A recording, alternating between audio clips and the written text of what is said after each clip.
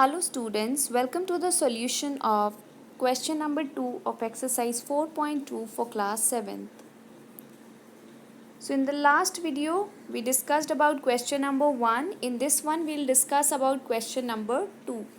Question 1 में हमने देखा था कि जब हमें इक्वेशन सॉल्व करनी होती है, ठीक है, using the separation of variable, ये जो मेथड हमने करना है बैलेंसिंग मेथड, तो इसके अंदर हमको क्या करना होता है। सबसे पहला वर्क है you will find the variable यानी जो भी आपका A B C D X Y Z, ठीक है, जो भी ये है आपको ये अल्फ़ाबेट फाइंड आउट करना है आपके इक्वेशन के अंदर।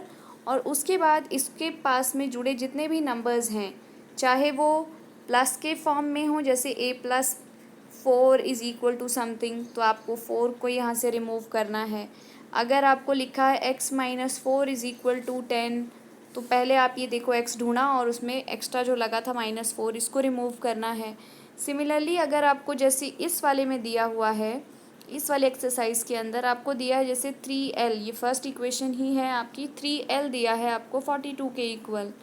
तो आपको यहाँ पर l आपने फाइंड आउट कर लिया वेरिएबल, उसके साथ जो नंबर जुड़ा है दैट इज़ 3, पर यहाँ ना तो माइनस हो रहा है और ना ही प्लस हो रहा है, ये क्या हो रहा है, इट इज़ गेटिंग मल्टीप्लाइड। तो अकॉर्डिंगली इसको रिमूव करने के लिए आपको आपका दूसरा मेथड यूज़ करना पड़ेगा। जैसे यहाँ प्लस को रिमूव करा था तो हमने -4 कर दिया था, -4 को रिमूव करने के लिए हमने प्लस किया, यानी प्लस वाले के लिए माइनस, माइनस वाले के लिए प्लस।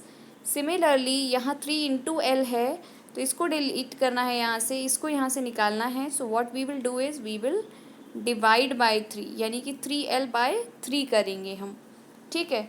तो इसी तरीके से आपको यहाँ पूरे में जो इस एक्सरसाइज है, आपको यहाँ पे 2 टाइप के क्वेश्चंस मिलेंगे। एक होगा टाइप ए की तरह, दूसरा टाइप बी के जैसा, और तीसरा हो सकता है जिसमें ए और बी का कॉम्बिनेशन हो, ठीक है। तो हम सारे क्वेश्चंस 1 बाय 1 करेंगे जैसे जैसे ऑर्डर में वो आते रहेंगे। तो फर्स्ट देखिए 3l इज़ इक्वल टू 42। तो जैसे मैंने अभी आपको बताया 3l का मतलब होता है 3 इंटू एल। तो हमारा वेरिएबल हमने ढूंढा l, और उसके बाद देखा उसके साथ एक नंबर 3 है जो मल्टीप्लाई हो रहा है। जब भी कोई नंबर मल्टीप्लाई हो रहा है आप उसको रिमूव करना चाहते हो, so you will divide by the same number, ठीक है। तो आप क्या करोगे, स्टेप आपका क्या होगा, divide both sides of the equation by 3, यानी कि आपने लेफ़्ट साइड 3l था उसको भी 3 से डिवाइड कर दिया, राइट साइड में 42 था उसको भी डिवाइड कर दिया आपने 3 से। अब आप इसको सॉल्व करो, 3 1 ज़ा 3, 3 1 ज़ा 3, आपके पास क्या बचा, सिर्फ l। सेम वे यहाँ पर 3 1 ज़ा 3, और ये आप करोगे तो 3 1 ज़ा 3 और 1 नीचे बचेगा 2 12, 3 4 ज़ा 12, 14 ज़ा, ठीक है। अब आप देखो l के पास कुछ भी एक्स्ट्रा नहीं जुड़ा हुआ है, l is all alone now, तो this is your answer, l is equal to 14, this is the solution, ठीक है।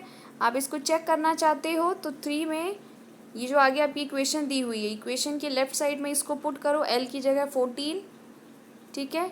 आप मल्टीप्लाई करो, नहीं तो टेबल से कर लो, 14 3 ज़ा कितना होता है 42, और यही आपकी राइट हैंड साइड का आंसर है। तो आप यहाँ इस तरीके से यू कैन वेरीफाई ऑल्सो, ठीक है। लेकिन वेरीफाई की आपको ज़रूरत नहीं है, ये सिर्फ आपको तब करना है जब आपको लगे कि आपका आंसर श्योर करना चाहते हो आपका करेक्ट आया है या नहीं आया है। अब हम करेंगे पार्ट बी। पार्ट बी में क्या है, आपके पास वेरिएबल बी, और ये डिवाइड हो रहा है 2 से, और आंसर आपका क्या आ रहा है, इज़ इक्वल टू 6 आ रहा है, ठीक है। तो यहाँ पे वेरिएबल ढूंढ लिया बी है, बी के साथ नंबर जुड़ा है 2, और 2 क्या हो रहा है, बी को क्या कर रहा है वो, it is dividing the b. So आप क्या करोगे, इस 2 को रिमूव करने के लिए आप इसको मल्टीप्लाई कर दोगे 2 से, ठीक है। तो आप क्या करोगे, आपका स्टेप क्या होगा, multiply both sides of the equation bye 2। तो आप लेफ़्ट साइड को b/2 को भी मल्टीप्लाई कर दोगे 2 से, और राइट साइड 6 को भी मल्टीप्लाई कर दोगे 2 से। दोनों के आंसर्स निकालो, 2 1 ज़ा 2, 2 1 ज़ा 2, ये कैंसिल आउट हो गया, ठीक है। तो लेफ़्ट साइड में सिर्फ आपके पास b बचा, और राइट साइड में 6 2 ज़ा 12, and this is your answer, ठीक है। अब चेक करने के लिए आप इधर ये जो 12 निकाला है इसको यहाँ पे पुट करो b/2 में, तो यानी कि 12 डिवाइड बाई 2 वो 6 आता है, और वही राइट हैंड साइड है, तो आप इस तरह चेक भी कर सकते हो। अब हम करेंगे part C. Part C is p/7 is equal to 4। p/7 is equal to 4। Variable ढूंढ लिया, इट इज़ p के साथ क्या जुड़ा है 7 क्या हो रहा है डिवाइड, ठीक है 7 डिवाइड कर रहा है आपके p को, तो ये डिवाइड में है तो इसको रिमूव करने के लिए आप क्या करोगे, multiplying both sides of the equation bye 7, यानी दोनों साइड्स को आपने 7 से इंटू कर देना है, क्योंकि जो कुछ भी आप लेफ़्ट में करोगे बैलेंस करने के लिए राइट में आपको करना पड़ता है, ठीक है। तो यहाँ से 7 कैंसिल, 7 1 जा 7, 7 1 जा 7, ये आपके पास बचा सिर्फ p, और राइट साइड में क्या हो गया 4 7 जा 28, which is your required answer, ठीक है, क्योंकि अब p अकेला हो गया है बिल्कुल, तो ये आपका आंसर हो गया। अब हम करेंगे पार्ट डी। पार्ट डी क्या है, 4x इज इक्वल टू 25, तो ये बिल्कुल पार्ट ए की तरह ही है, ठीक है। 4x है तो मतलब x तो आपका वेरिएबल है, इसके साथ जुड़ा नंबर 4 है, और 4 क्या हो रहा है मल्टीप्लाई को रिमूव करने के लिए हम क्या करते हैं डिवाइड, और 4 है तो 4 से डिवाइड।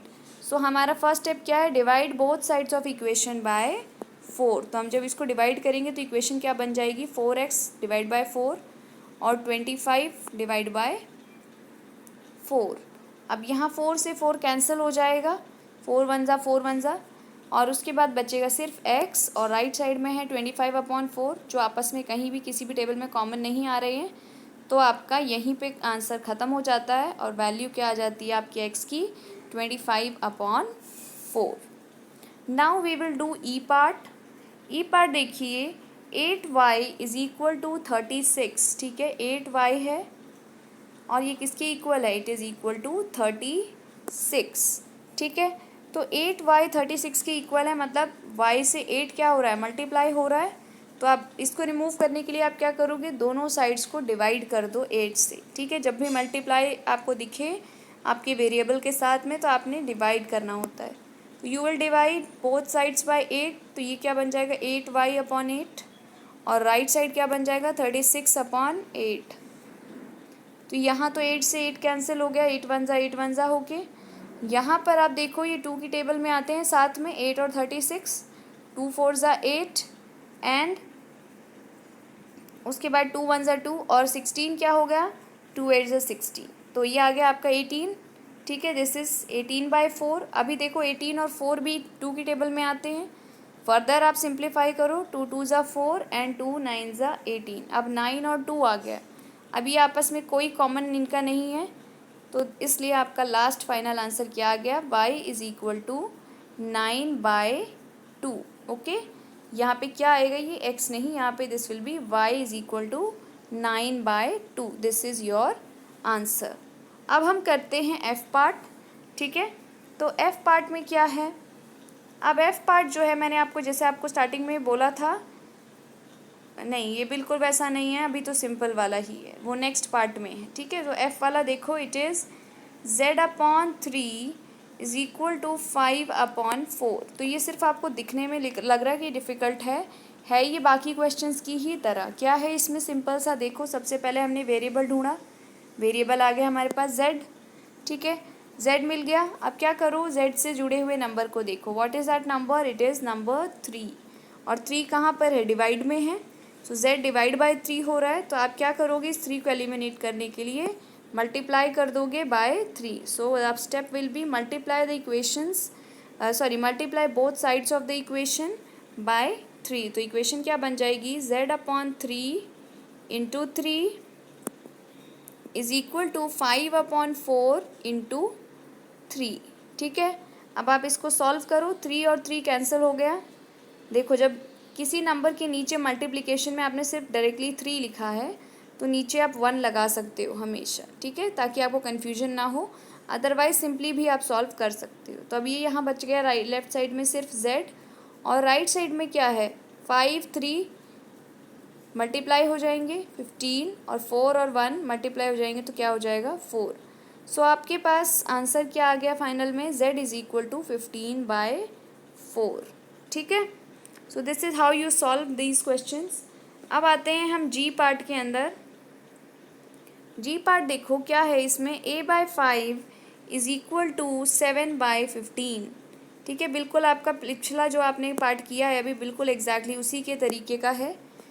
आपने पहले वेरिएबल ढूंढ लिया, वेरिएबल इज़ ए, इसके साथ जुड़ा नंबर है 5, 5 कहाँ है डिवाइड में, तो आपका पहला स्टेप क्या होगा, what will be the step for removing 5, the step will be multiply by 5। सो आप क्या लिखेंगे, multiply both sides of the equation bye 5, और फिर आप ये सॉल्यूशन इस तरह से शो करोगे कि a by 5 into 5 left hand side, फिर इज़ इक्वल टू, फिर right hand side 7 by 15 into 5। अब देखो again you can write 1 below these, क्योंकि डिनोमिनेटर ऑटोमेटिकली क्या होता है, 5 मतलब 5/1 ही होता है। ठीक है, इसको आप इस फॉर्म में लिख लो, आपको कन्फ्यूजन नहीं होगी।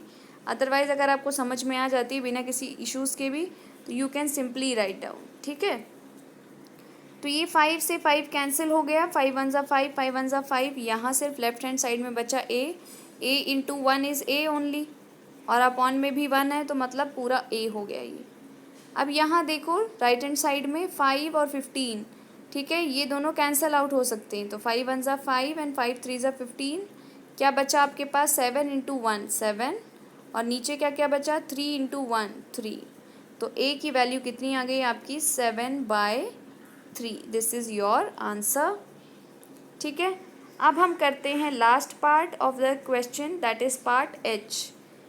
इस पार्ट के अंदर आपको क्या दिया हुआ है, 20t इज़ इक्वल टू -10। ठीक है, this is the question, 20t is equal to -10। अब यहाँ 20 है, t है, t आपने पहले ढूंढ लिया, वेरिएबल आपका t है, t से जुड़ा है 20, और 20 कैसे जुड़ा है, here it is getting multiplied to t, तो आपको क्या करना है, 20 को रिमूव करने के लिए डिवाइड बाय 20। तो आपका पहला स्टेप क्या हो गया इसमें, divide both sides of the equation bye 20। तो आपने डिवाइड कर दिया 20t/20, और राइट हैंड साइड को लिख दिया -10 को भी डिवाइड कर दिया बाय 20। अब यहाँ देखो 20 1 ज़ा 20, 20 1 ज़ा 20 कैंसिल आउट हो गया, ये बचा t लेफ्ट हैंड साइड में, और राइट हैंड साइड में 0 0 कैंसिल हो गया, उसके बाद बचा -1/2।